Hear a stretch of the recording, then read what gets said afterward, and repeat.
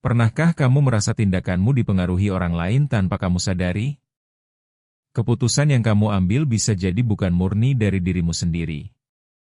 Selamat datang di Ruang Tumbuh.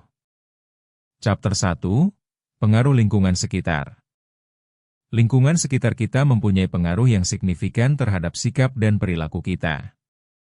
Bayangkan, jika kamu berada di ruangan yang dipenuhi oleh orang-orang pesimis, tanpa kamu sadari, suasana tersebut dapat memengaruhi cara pandangmu.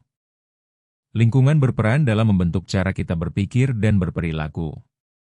Jika kita sering berinteraksi dengan orang-orang yang tidak memiliki motivasi, semangat hidup kita bisa turun. Apakah kamu pernah merasa semangatmu menurun saat bergaul dengan teman-teman yang tidak berambisi?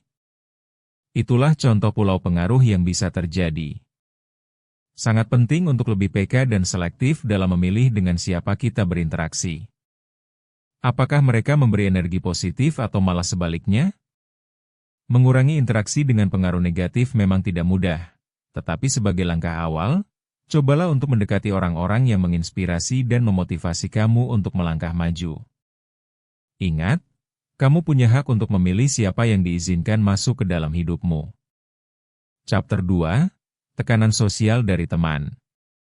Tekanan sosial adalah masalah yang umum dihadapi banyak orang dan seringkali membuat kita merasa terpaksa melakukan hal-hal yang tidak kita inginkan. Misalnya, jika semua temanmu memilih untuk merokok, kamu bisa merasa perlu untuk ikut serta hanya agar tidak dianggap aneh. Namun, keputusan seperti itu seharusnya sepenuhnya merupakan milikmu.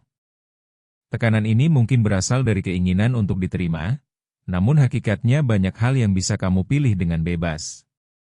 Langkah pertama untuk mengatasi ini adalah mengenali situasi di mana kamu merasakan tekanan untuk bertindak sesuai harapan temanmu. Setelah sadar, penting untuk berani mengekspresikan ketidaksetujuanmu.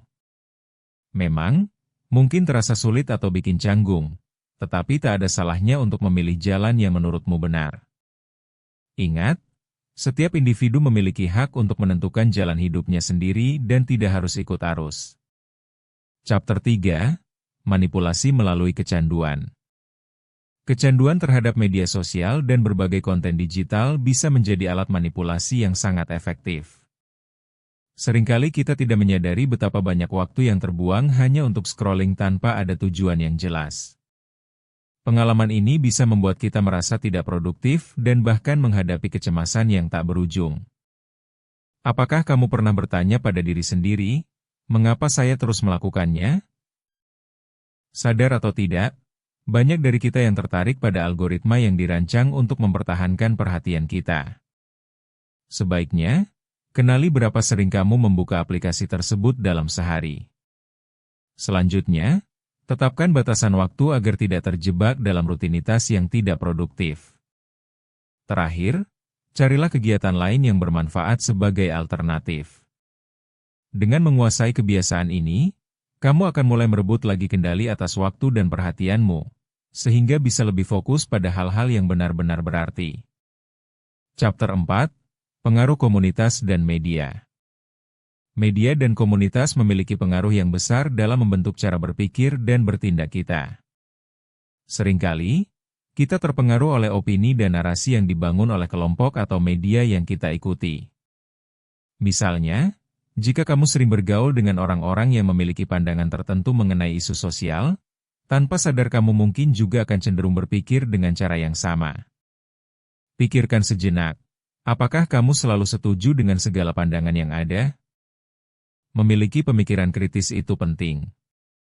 Cobalah untuk mencari dan mengeksplorasi pandangan berbeda dari sudut yang lain. Diskusikan ide dan pandanganmu dengan orang lain.